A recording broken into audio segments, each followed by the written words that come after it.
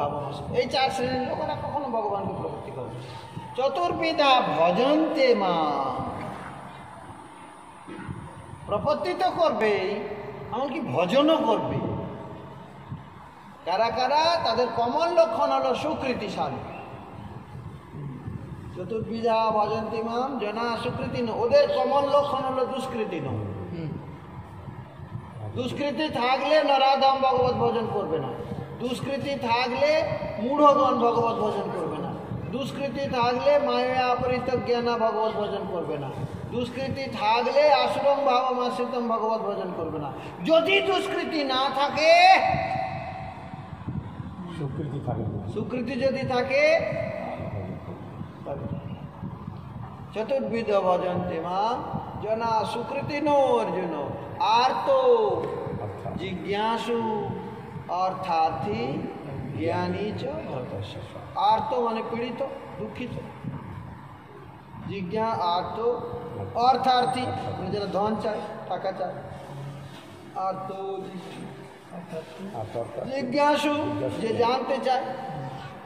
ধনকামী আর জ্ঞানকামী, তার থেকে ধনকামী থেকে জ্ঞানকামী ভালো, আর জ্ঞানকামীর থেকে জিজ্ঞাসু, ধনকামী থেকে অর্থার্থী থেকে জিজ্ঞাসু ভালো, জিজ্ঞাসু থেকে জ্ঞানী ভালো, যে জ্ঞান পেয়ে গেছে। বলছে যে সেদিনে উত্তম কুমারের একটা বই দেখছি, তো বলছে যে যারা অন্য কোনো গুণে বৃদ্ধিপ্রাপ্ত হতে পারবে না, তারা কি করবে না, ধন সংগ্রহ করে বড় হবে, অন্যকে দাবিয়ে দিয়ে। অন্য কোনো গুণের দ্বারা যারা বড় হতে পারবে না, তারা ধন সংগ্রহ করে অন্যের অন্য গুণকে দাবিয়ে নিজে বড় হবে। আমার অন্য কোনো ক্যাপাসিটি নেই, গান গাইতে পারবো না, আমি ইয়ে করতে পারবো না, আমি এই করতে পারবো না, সে অন্য কোনো আমার দৈহিক সামর্থ্য দিয়ে ইয়ে করতে হবে। তো তখন সে কী করবে না, ধন সংগ্রহ করে অর্থ কামিয়ে সে অন্যর উপরে মাতব্বরি মাথায় পা দিয়ে দিয়ে চলতে চেষ্টা করে। কিন্তু যারা অন্য গুণকে ইয়ে করে, সমাদর করে, তাদের এই ধনের প্রতি সমাদর থাকে।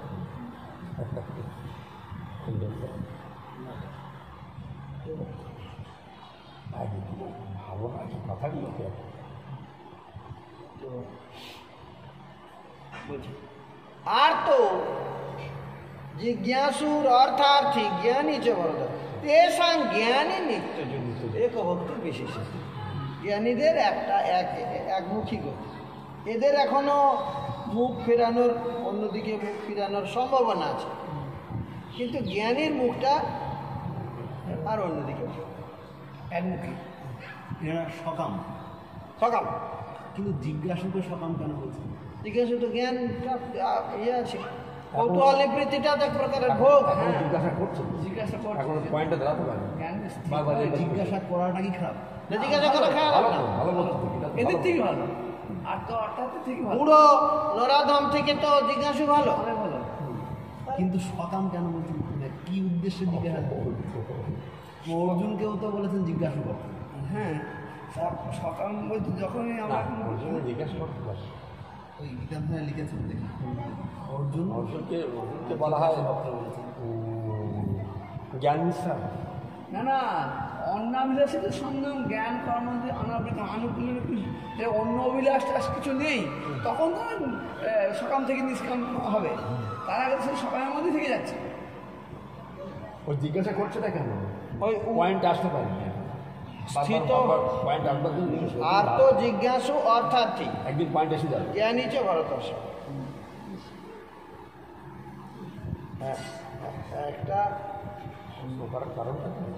একটা মদ খেয়ে মাতা, সে মদ খেয়ে সুখ পায়, আর আমাদের বাবু কীর্তন করে সুখ পায়, কীর্তন শুনে সুখ পায়। ওইটাও এক প্রকারের ভোগ, এইটাও এক প্রকারের ভোগ, কানের ভোগ, ওইটা হলো জীবন। কেউ আবার দেশ ভ্রমণ করে সুখ পায়, কিন্তু তার ভিতরে তো আবার ক্যাটাগরি আছে। A grade, B grade, C grade আছে। তো সেই প্রকার এগুলো সবই এরা ভগবানের ভজন করে, সুকৃতিশালী, কিন্তু তার মধ্যে জ্ঞানী হলো সর্বশ্রেষ্ঠ।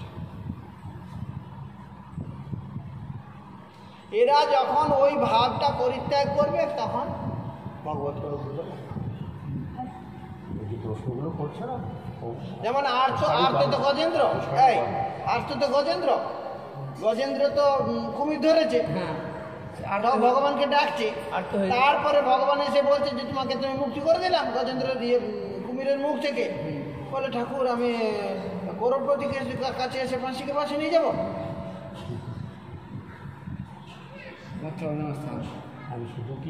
তুমি আমি এই কুমিরের হাত থেকে মুক্তি পাওয়ার জন্য তোমাকে ডেকেছি, আর তোমাকে ডাকার এই ফল, লোকে তাহলে তোমাকে ডাকবে?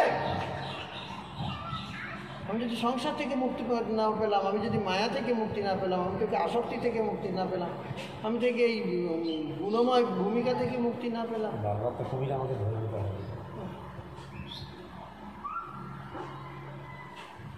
যখন আরতিটা চলে গেল তেমনি ভগবানের ভক্তি চলে গেছে। জ্ঞানীগণেরও, জিজ্ঞাসুগণেরও, ওই সনুকাদি ঋষিগণের ওদের জিজ্ঞাসাটা যেমনি চলে গেল, জ্ঞানী তখন ব্রহ্ম জিজ্ঞাসা ছিল ধ্রুব মহারাজের।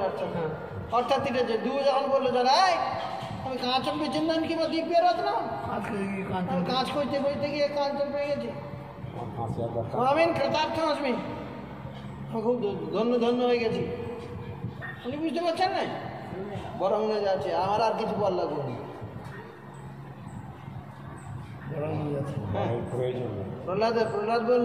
প্রহ্লাদ বলছেন নমান প্রলোভ হয়ত, আমি অনন্ত কোটি লোভের বসে অনন্ত জন্ম আমি ব্যর্থ অতিবাহিত করেছি, তুমি আবার সেই আমাকে প্রলোভন দেখাচ্ছ, কিরকম তুমি স্বামী?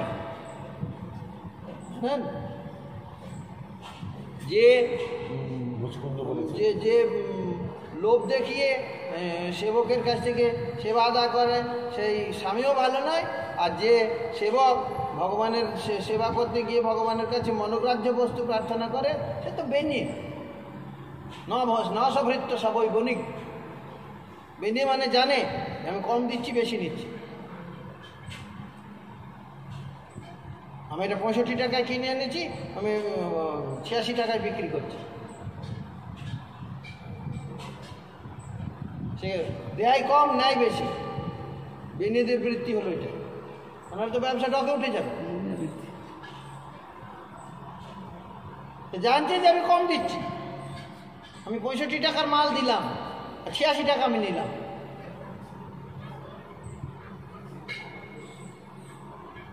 বললেন যারা ভগবানের ভজন করতে বসে সুখ প্রার্থনা করে, ভোগ প্রার্থনা করে, বললেন ওরা ভগবত ভজনে বসে না, ওরা ব্যবসা টাঁটে বসেছে।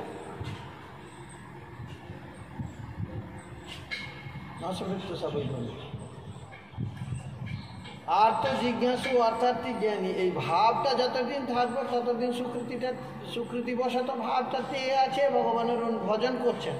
কিন্তু যখন ভাবটা চলে যাবে তখন ভক্তিটা এসে ভগবত ভক্তিটা এসে সিদ্ধিটা এসে ভালো বলছে, চারজনকে ভালো বলছে আর দরটা চুরি করছে। তেষাং জ্ঞানীন যুক্ত এক ভক্তির বিশিষ্টতে জ্ঞানীন প্রিয় হি জ্ঞানীন অত্যর্থ অহং সচ মম প্রিয় উদারা সর্ব বইতে, তারা সবাই জ্ঞানীরা সবাই উদারা সর্ব বইতে জ্ঞানী তাত্মৈব মে মতম। ভগবান বলছেন জ্ঞানী হলো আমার আত্মা, জ্ঞানী তু আত্মা এব মে মতম, ইয়াই আমার ধর্ম। জ্ঞানী আত্মৈব মে মতম অস্তিত্ব সহি যুক্ত আত্মা মামেবানুত্তমাম গতিম। সেই জ্ঞানীদের আমি একমাত্র উত্তম গতি।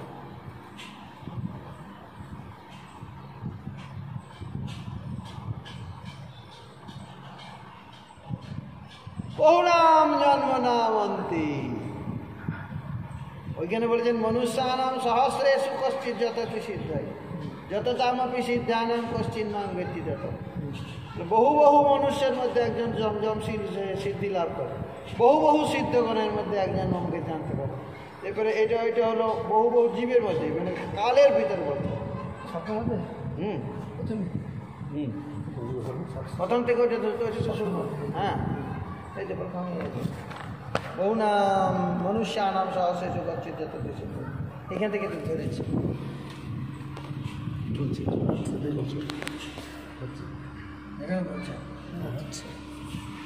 বহু নাম জন্ম নাম আনতে, বহু বহু জন্ম অতিবাহিত হইলে পরে, এটা কালগত। বহু নাম জন্ম নাম আনতে জ্ঞানবান মা প্রপত্তি, জ্ঞানী হয়ে গেলেই যে আমার প্রপত্তি করে তা না। বহু বহু জন্ম অতিবাহিত হওয়ার পর কেউ একজন জ্ঞানী হয়, আর জ্ঞানীর লক্ষণ কি? মাং প্রপদ্যতি, জ্ঞানী হইয়া আমাকেই প্রপত্তি করিয়া থাকে। আর বাসুদেব সর্বম ইতি মহাত্মা সুদুর্লভ, এরা মহাত্মা মানে ভক্ত। বাসুদেব সর্বম এই প্রকার জ্ঞানবান যে ভক্ত, সে হলো সুদুর্লভ, মোস্ট রেয়ার। মোস্ট রেয়ার মহাত্মা সুদুর্লভ, শুধু দুর্লভ নয়, সুদুর্লভ, উপসর্গ লেগে। এরপরে বলছেন যে কেন সুদুর্লভ, কেন অত অত জন্মের মধ্যে? বলেন কোনো এক জন্মে আমি কামনা ঢুকিয়ে দিই। ও কামস্তৈত্য ঋত জ্ঞান, কামনা এসে জ্ঞানটাকে চুরি করে নিয়ে পালায়। কামস্তৈত্য ঋত জ্ঞান, তখন কি করে? আমাকে বাদ দিয়ে প্রপদ্যন্তে অন্য দেবতা, তাং তাং নিয়মমাস্থায় প্রকৃত্যা নিয়তাশ্রয়, তার প্রকৃতি অনুসারে সেই প্রকার দেবতা এবং সেই প্রকার অর্চন বিধি, যজ্ঞবিধি সব আমি সাপ্লাই করিয়া থাকি। তাং তাং নিয়মম আস্থায় প্রকৃত্যা নিয়তাশ্রয়া, जो जो जान जान तनुं भक्त्या श्रद्धया अर्चितुमिच्छति, যে যেভাবে শ্রদ্ধা করার জন্যে, অর্চন করার জন্য ইচ্ছা করে থাকে,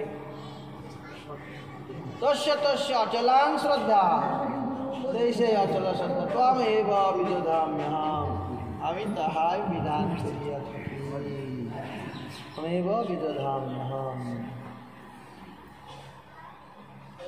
সতয়া শ্রদ্ধয়া যুক্ত, সে আমার দিয়া শ্রদ্ধা নিয়ে, তস্য আরাধনাম, সে আরাধনা করিয়া ইহতে, ইহকালে মানে জীবন থাকাকালীন, লভতে যত কামান, তার কামনার বিষয়বস্তুগুলো লাভ করে। এবং শুধু তাই নয়, ময়ৈব বিহিতান হিতান, আমি তার কাম্য বস্তুগুলো সাপ্লাই, ময়ৈব বিহিতান, তখন আমি সেই সেই উপযুক্ত করে দিই। কিন্তু ময়ৈব বিহিতান হিতান। তারপরে বলছেন কেন তুমি দাও কেন?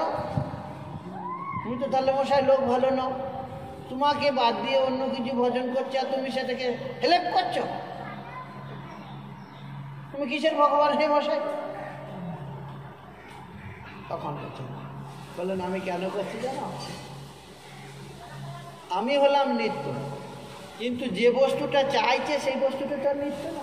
অন্তবত্তু ফলম তেষাম, তারপরে যখন যেটার জন্য ভজন করেছে সেটা যখন চলে যাবে সেটা খুব তাড়াতাড়ি খায় হয়ে যায়। হ্যাঁ, অন্তবত্তু ফলম তেষাম তদ্ভবতি অল্প মেধসাম, তখন বলবো দূর আমি কি বোকারি,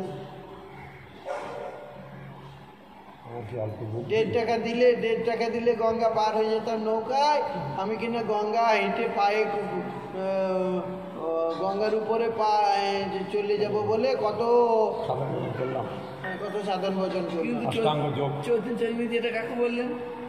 আমার ভজে মাগে বিষয় সুখ অমৃত ছাই বিষ মাগে সেই বড় মূর্খ, আমি বিজ্ঞ সেই মূর্খের বিষয় কেন দিব, সচরণ অমৃত দিয়ে বিষয় ভুলাম। ওটা তো ভগবানকে ভজন করছে না, হ্যাঁ ভগবান ভজন করছে না, তো অন্য দেবতার ভজন করছে, ভগবান শ্রদ্ধাটা দিচ্ছে।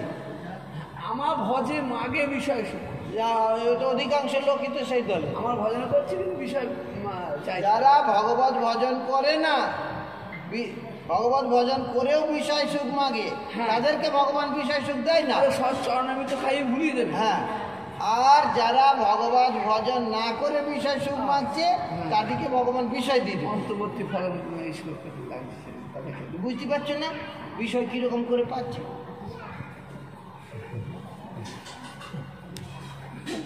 বিষয় পাচ্ছে না, চোখের বিষয়, নাকের বিষয়, কানের বিষয়, আবার অন্য জায়গার বিষয় সব পাচ্ছে। আরে বাপরে বাপ,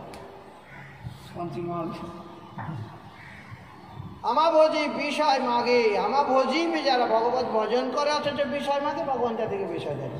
কিন্তু যারা ভগবানকে বাদ দিয়ে ভগবানের দিয়া শ্রদ্ধা দিয়ে অন্য দেবতার উপাসনা করে তাদেরকে ভগবান বিষয় দিয়ে দেয়, কিন্তু সেই বিষয়টা আবার তাড়াতাড়ি ক্ষয় হয়ে যায়।